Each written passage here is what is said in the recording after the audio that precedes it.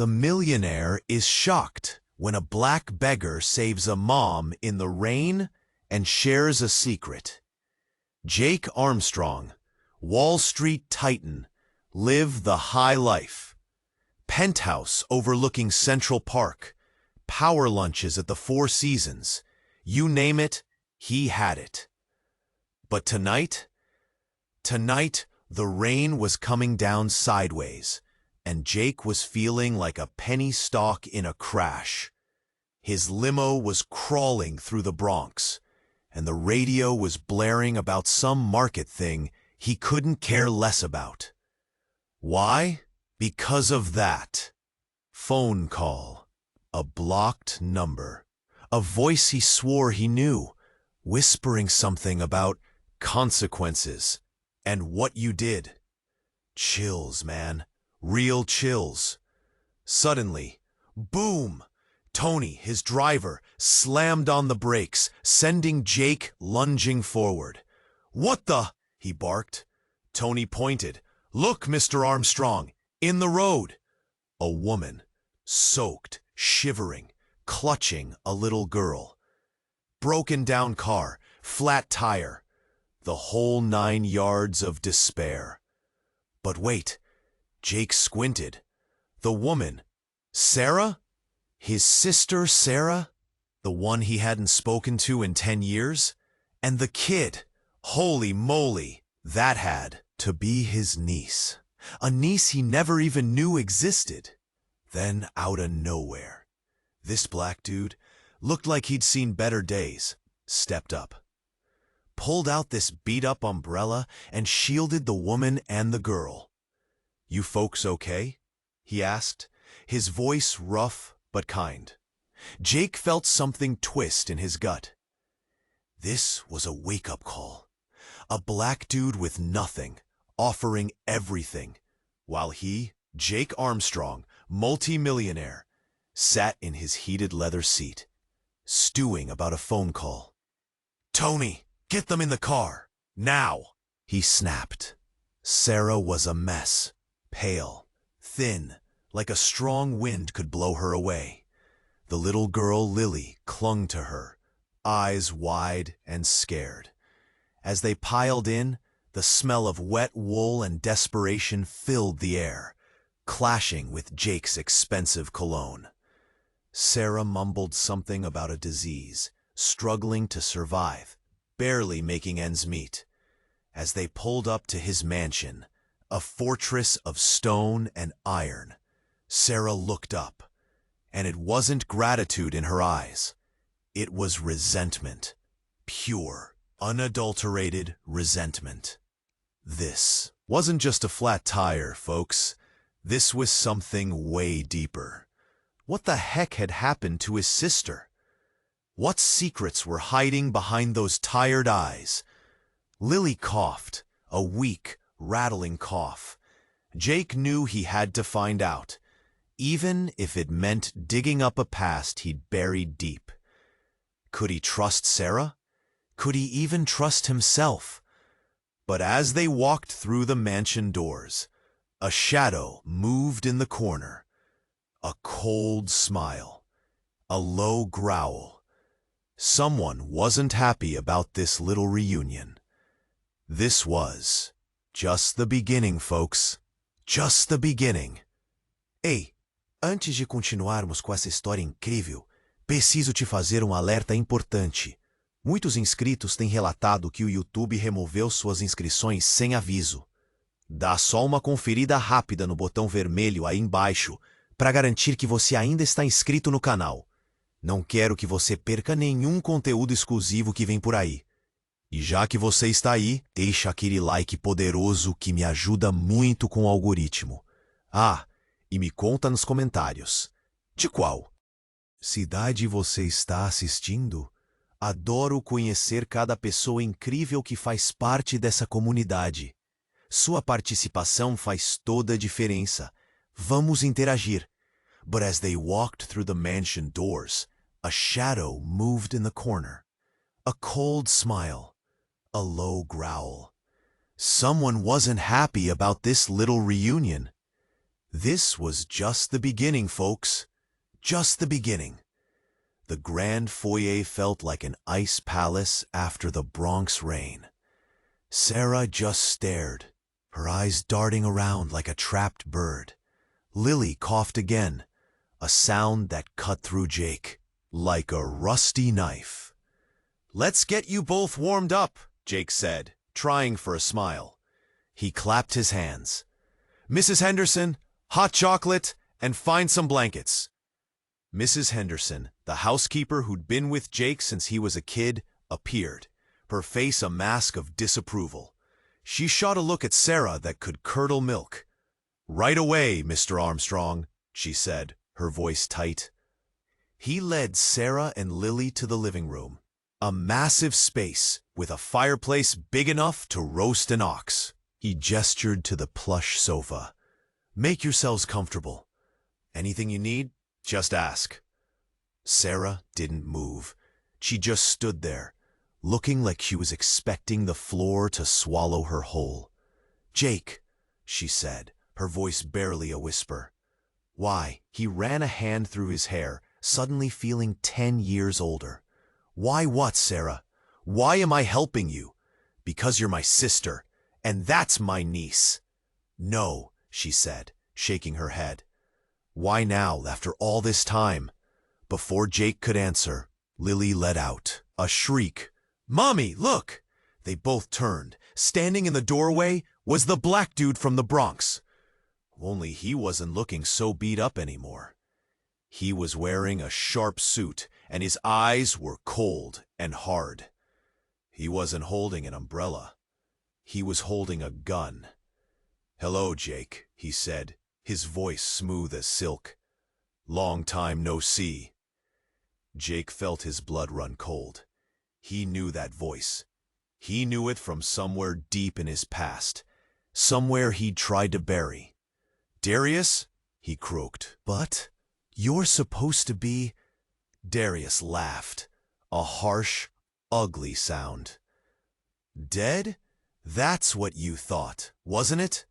You left me for dead, Jake. 10 years ago, remember?" Sarah gasped. Lily started to cry. Mrs. Henderson, who had just entered with a tray of hot chocolate, dropped it with a crash. "What is going on here?" she shrieked. Darius ignored her. His eyes were locked on Jake. "You thought you could just walk away, didn't you? Make millions while I rotted? But karma's a bitch, Jake. And I'm here to collect." Then he turned to Sarah. "Surprised to see me, sweetheart? I told you I'd be back, and I always keep my promises." He smiled, a chilling, predatory smile. And that's when Jake saw it, the resemblance, the way Lily looked at Darius, the way Darius looked at Lily. The truth hit him like a freight train. Lily wasn't his niece. She was Darius's daughter. Lily wasn't his niece. She was Darius's daughter. The room swam. Jake felt like he was going to be sick. Sarah, his sister, had been with Darius? The same Darius he thought he'd left to rot in that back alley 10 years ago? The one who knew all his dirty secrets? You slept with her?" Jake stammered, pointing at Sarah. Darius just grinned, a predator toying with its prey. "Slept? Brother, we were practically married until you came along and messed everything up." Sarah looked down, ashamed. Lily, confused and scared, clung to her leg. Mrs. Henderson was still frozen, a tableau of shock amongst the broken china. "What do you want, Darius?" Jake managed to choke out. "What do I want?" Darius repeated, feigning innocence. "I want what's mine. I want the life you stole from me, Jake. The money, the power, the respect, and my daughter." He reached out and gently stroked Lily's hair. "She deserves better than this, Sarah, than living like a stray." Jake felt a surge of rage, hot and blinding. "You're not taking her anywhere!" Darius laughed. "Oh, I think I am, and you're going to help me." He gestured with the gun. "We're going to have a little chat about that deal you cut with the Russians, Jake. The one that made you a fortune and left me bleeding in the streets. It's time to even the score." Suddenly, a new voice cut through the tension. "Leave them alone, Darius!" Everyone turned. Standing in the doorway, small but defiant, was Mrs. Henderson. In her hands, she held a heavy, cast-iron frying pan. "You get out of this house, you hear me?" she yelled, her voice surprisingly strong. "I won't let you hurt these people." Darius smirked. "Really, Mrs. Henderson? You gonna hit me with that pan? You think you can stop me?" He took a step towards her, and that's when it happened. The lights flickered. Then everything went black. A scream pierced the darkness, followed by a sickening thud. Silence.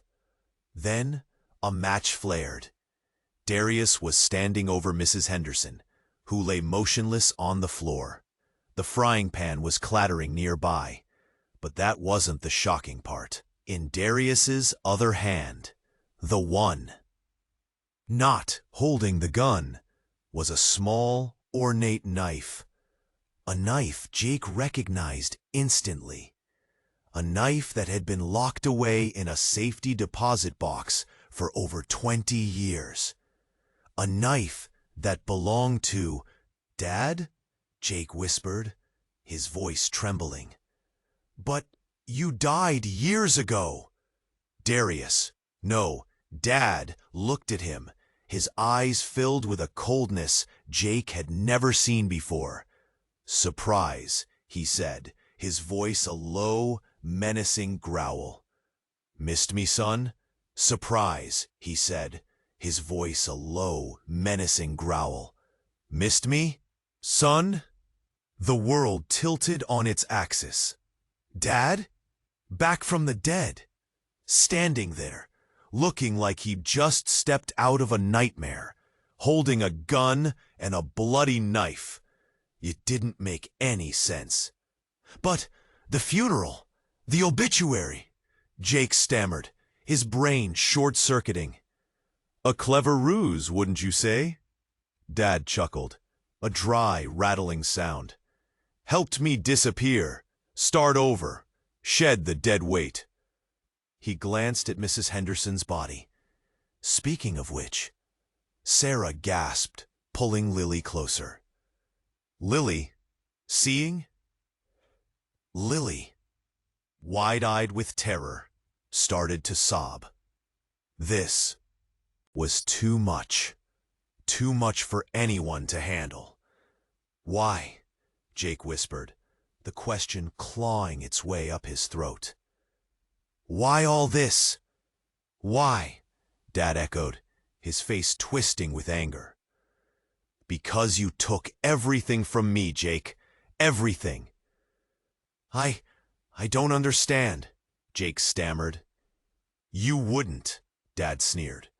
"You were always so clueless. Always thinking you were better than me. Better than your own father." Then he let loose with something that ripped the floor from under Jake's feet. Something that made the blood drain from his face, leaving him colder than a corpse. "You always were Mom's favorite. Did you know, Jacob?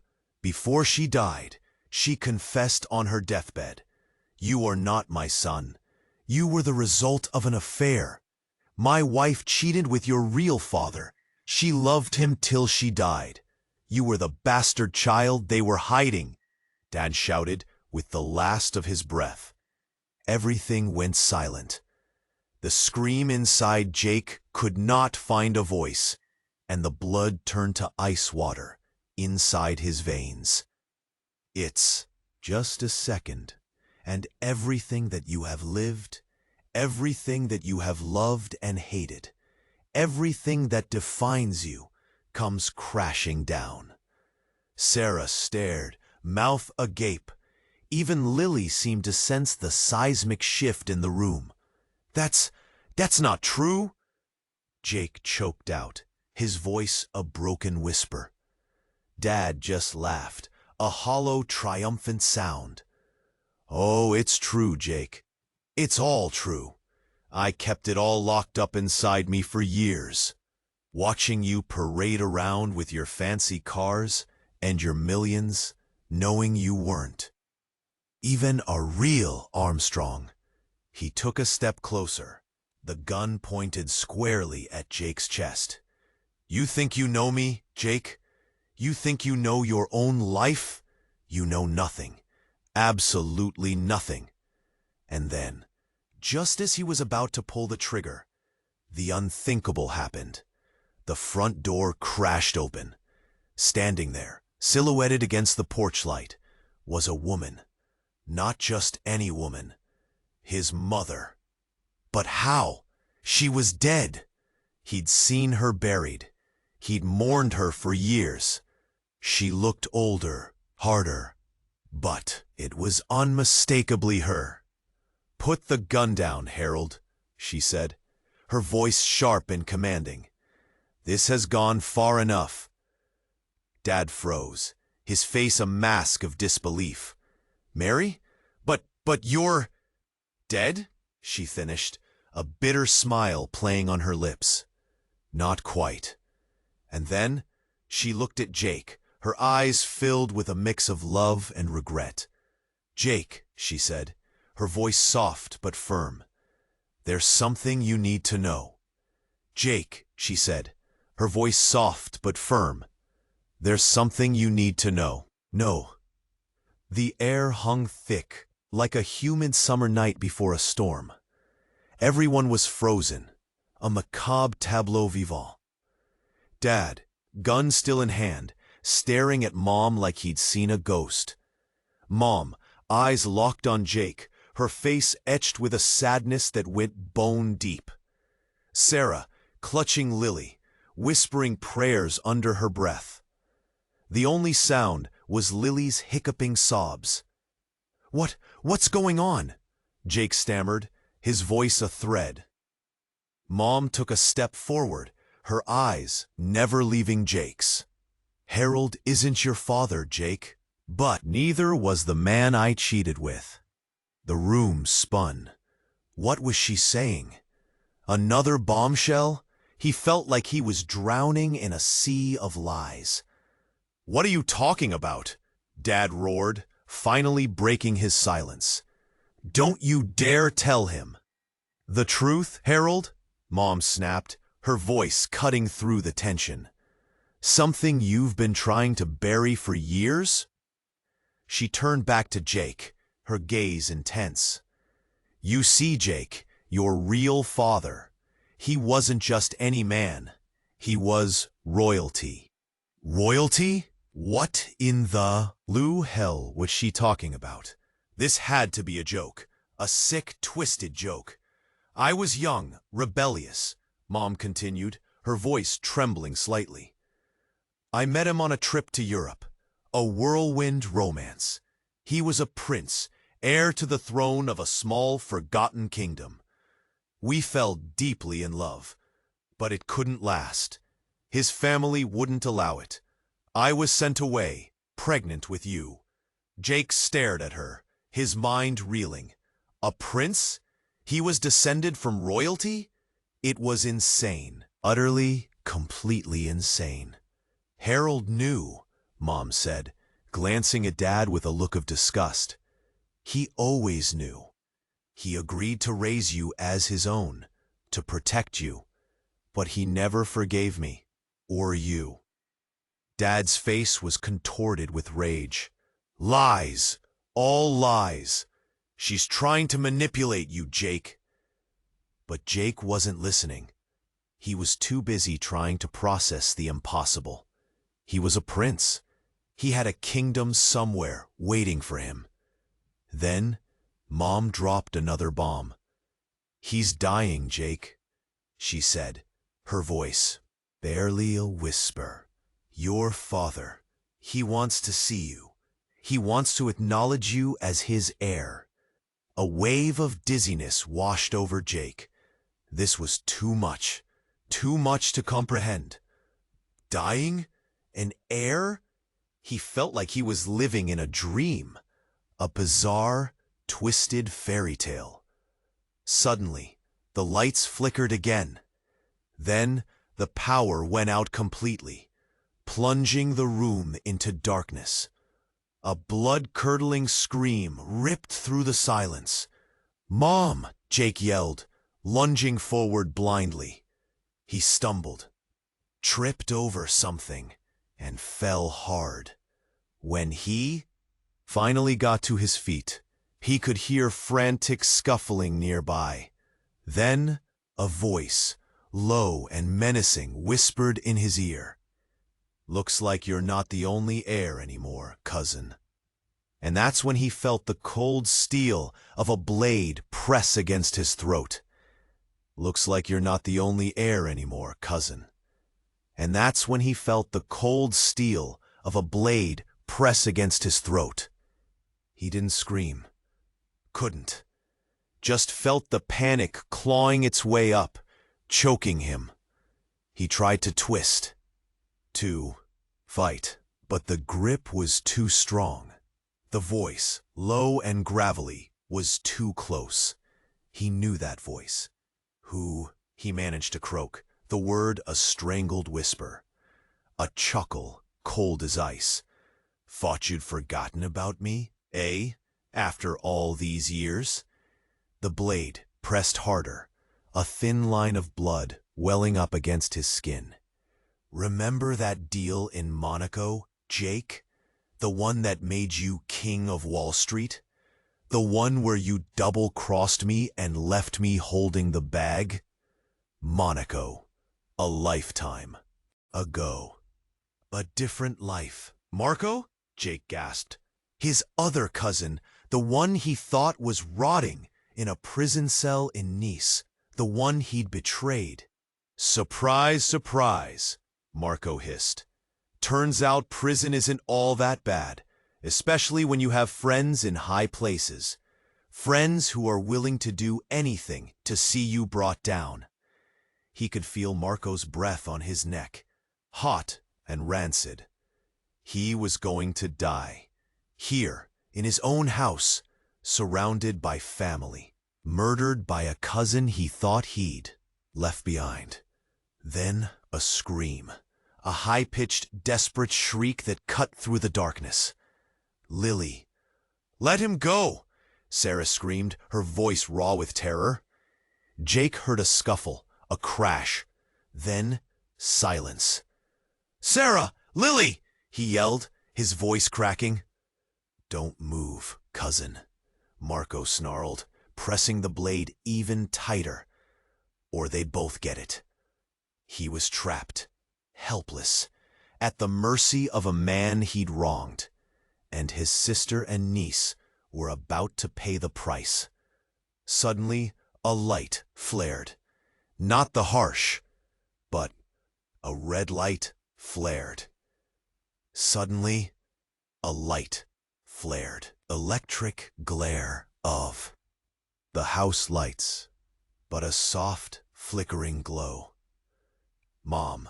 She was holding a candelabra, her face illuminated by the dancing flames. She looked different, stronger, more determined than he'd ever seen her. But it wasn't her that caught his attention. It was what she was holding in her other hand. A gun, and it was pointed directly at Marco. "Let him go, Marco," she said, her voice calm but deadly. "Now." Marco laughed, a harsh, desperate sound. "You wouldn't, Aunt Mary. You wouldn't shoot your own nephew." Mom's eyes narrowed. "Don't test me, Marco. I've done things you wouldn't believe. Things I'm not proud of. But I will protect my family, even from you." Then she pulled the trigger. The sound was deafening, the flash blinding. Marco staggered back, clutching his chest. A dark stain spread across his shirt. He looked at Mom, his eyes wide with disbelief. Then he collapsed to the floor, dead. Jake stared at his mother, his mouth agape. She had just killed a man, her own nephew. "Mom, what have you done?" he whispered, his voice trembling. She lowered the gun, her hand shaking. She looked at Jake, her eyes filled with a mixture of regret and a strange, unsettling satisfaction. "I did what I had to do, Jake," she said, her voice barely a whisper, "to protect you." Then she dropped the candelabra. The flames flickered, casting dancing shadows on the walls. And that's when Jake saw it. Behind her, standing in the shadows, was another figure. A woman. He knew that silhouette. He knew that cold, calculating gaze. It couldn't be. It just couldn't be. But it was. Mrs. Henderson, alive, and she was holding a gun, pointed directly at Mom. "Sorry, Mary," she said, her voice devoid of emotion, "but it's time for you to go." Then she fired. "Sorry, Mary," she said, her voice devoid of emotion, "but it's time for you to go." Then she fired. The world exploded. Jake ducked instinctively. The sound ripped through the room, followed by a sickening thud. He looked up, his heart pounding. Mom was on the floor, a dark stain blooming on her chest. Mrs. Henderson stood over her, the gun still smoking in her hand.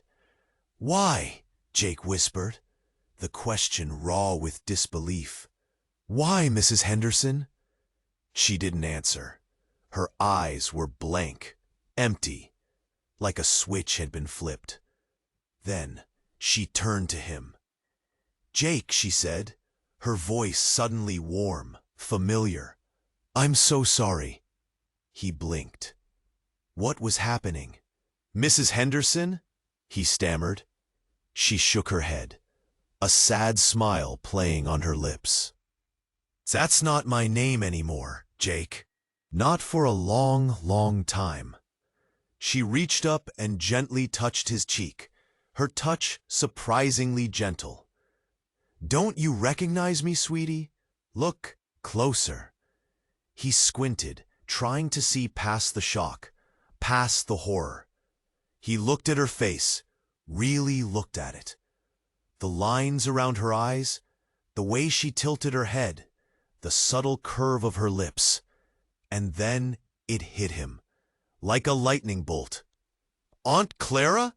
he gasped, his voice barely audible. "But you disappeared. Everyone thought you were dead." Aunt Clara, Mom's younger sister, the one who had vanished without a trace 20 years ago. The one Mom had mourned every single day of her life. "I had to, Jake," she said, her voice filled with a lifetime of pain. "To protect you, to protect all of you." "Protect us from what?" he pleaded, his mind racing. She sighed, a deep, weary sound. "From the Armstrongs, Jake. From your family. They're not who you think they are. They're monsters." "Monsters?" he repeated, his voice hollow. "They're involved in things you can't even imagine," she said, her eyes filled with a dark, knowing dread. "Deals with dangerous people. Secrets that would make your blood run cold." She looked at Mom's body, her face etched with grief. "Your mother, she was trying to get out, to expose them. That's why they killed her. The first time and tonight." Jake felt like he was going to be sick. His family. Monsters? It couldn't be true. Could it? Then he remembered the phone call, the whisper about consequences, the lies, The betrayals, the deaths, it all started to fit together. "But why, Aunt Clara? Why didn't you tell us before?" he asked, his voice trembling. "I couldn't," she said, shaking her head. "They had eyes everywhere. I had to wait for the right moment. The moment when you were ready to hear the truth." She reached into her pocket and pulled out a small, tarnished key. "This is the key to a safe deposit box in Zurich, Jake. It contains everything. Proof of their crimes, names, dates. Everything you need to bring them down." She pressed the key into his hand, her fingers cold and clammy. "Take it, Jake. Get out of here. Go to Zurich. Find the truth. And then avenge your mother." Then she smiled, a sad, loving smile. "And Jake?" "Yes, Aunt Clara." "Trust no one, not even yourself." And then, before he could say another word, she raised the gun to her own head and pulled the trigger, and pulled the trigger. The silence was deafening. I stared at Aunt Clara.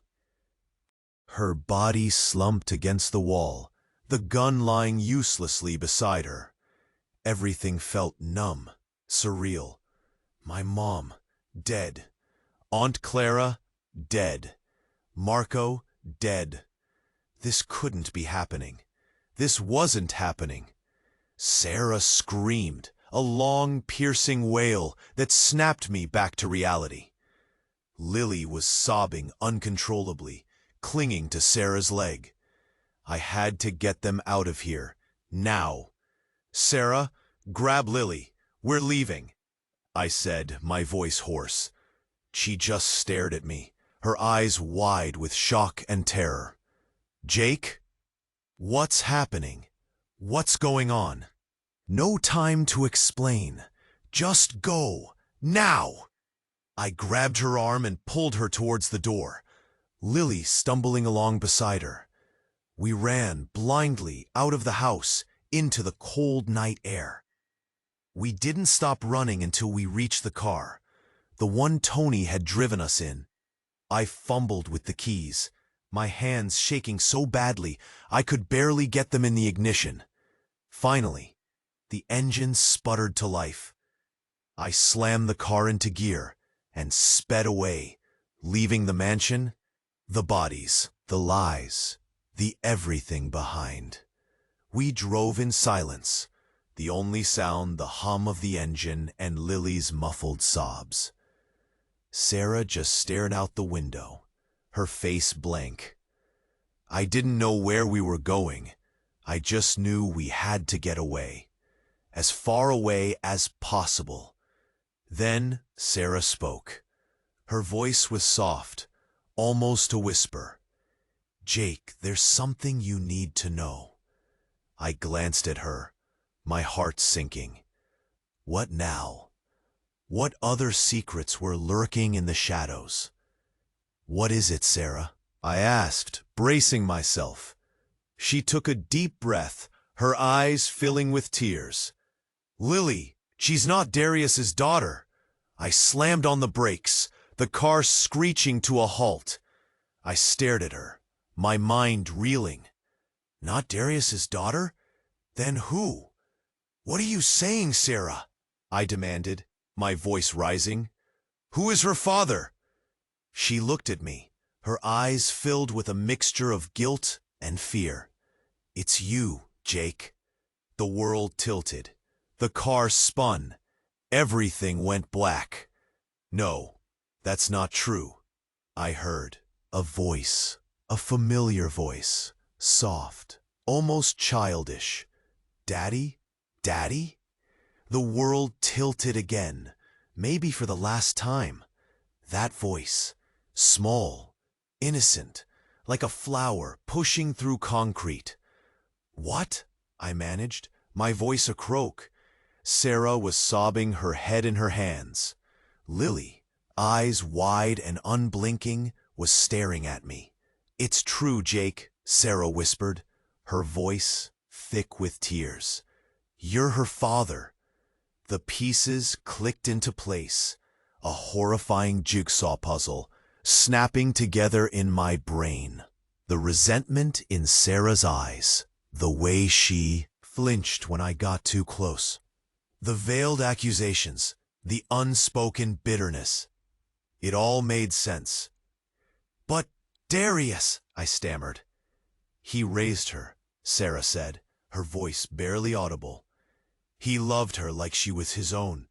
He never knew, and I never told him." Why? Why keep this a secret?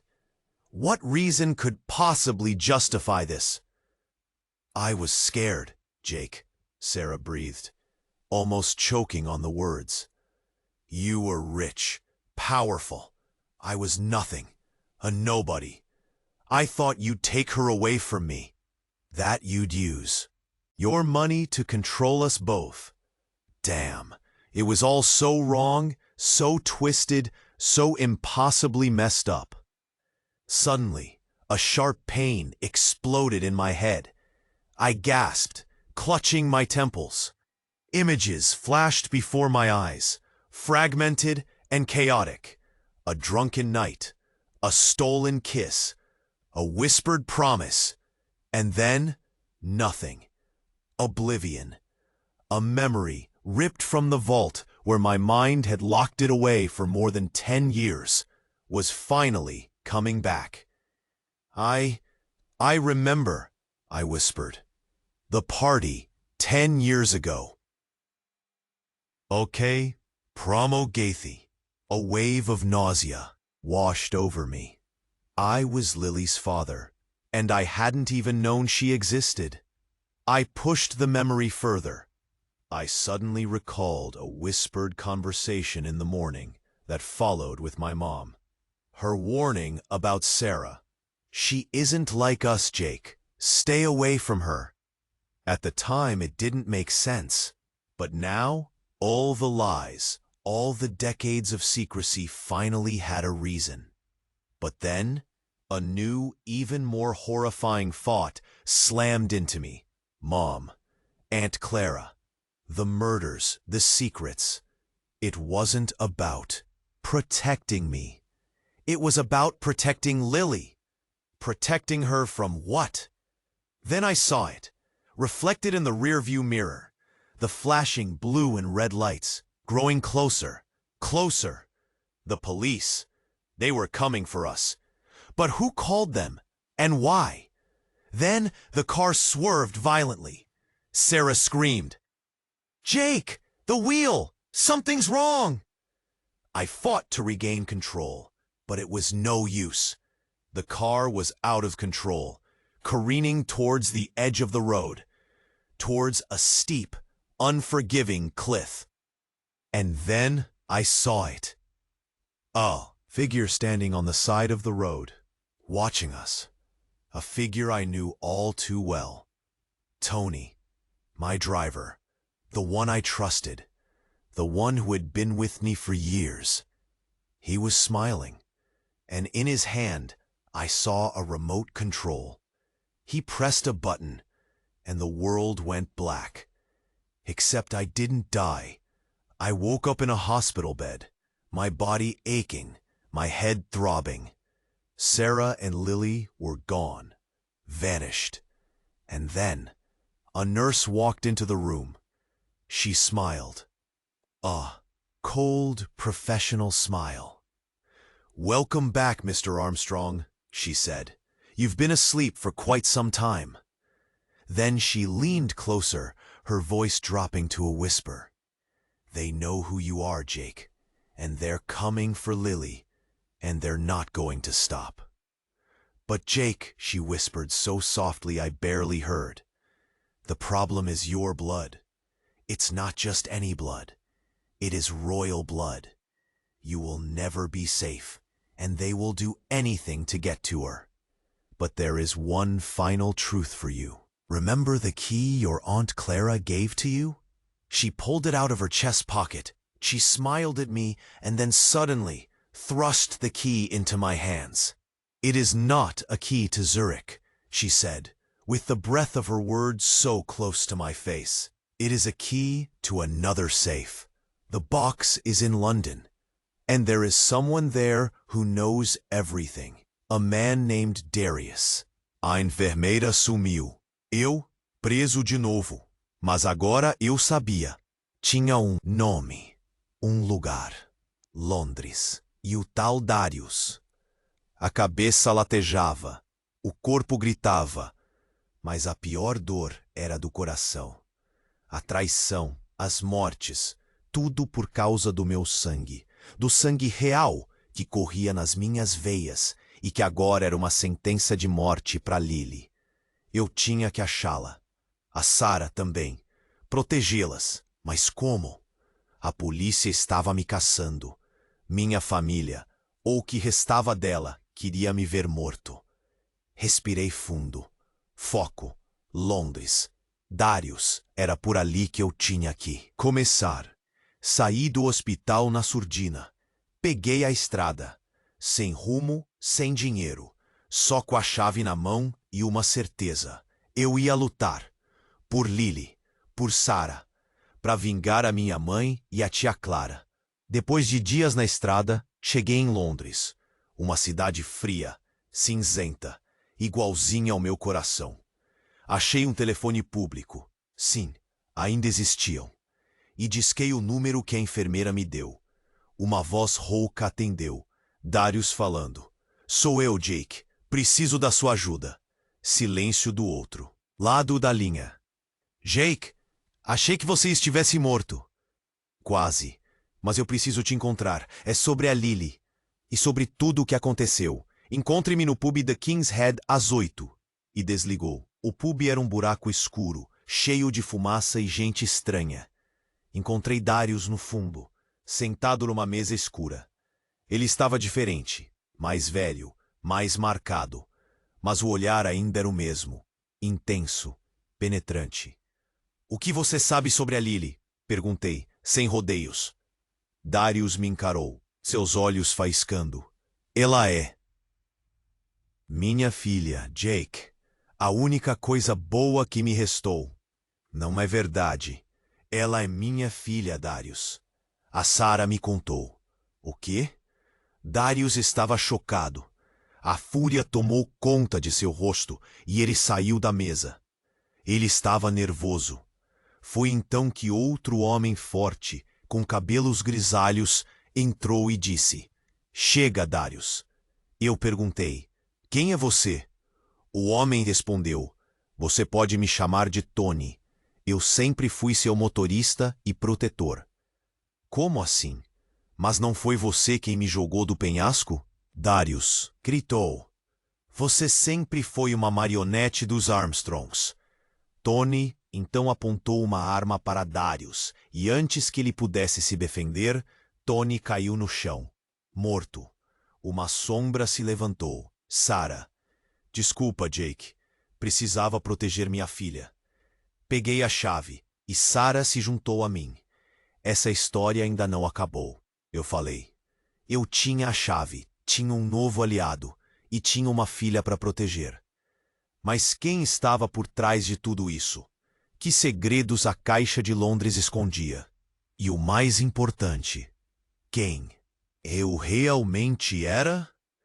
Você precisa se inscrever agora. Não perca o próximo capítulo dessa saga alucinante. Esmague o botão de like agora. Mostre a sua força e alimente o algoritmo. Inunde a seção de comentários agora. Queremos saber suas teorias e reações. Compartilhe instantaneamente este vídeo. Envie para 5 amigos que precisam conhecer esse final explosivo. Este é o momento de demonstrar seu apoio. Não espere nem mais um segundo. Apenas os verdadeiros fãs compreendem a importância de apoiar o canal. O futuro dessa história está em suas mãos.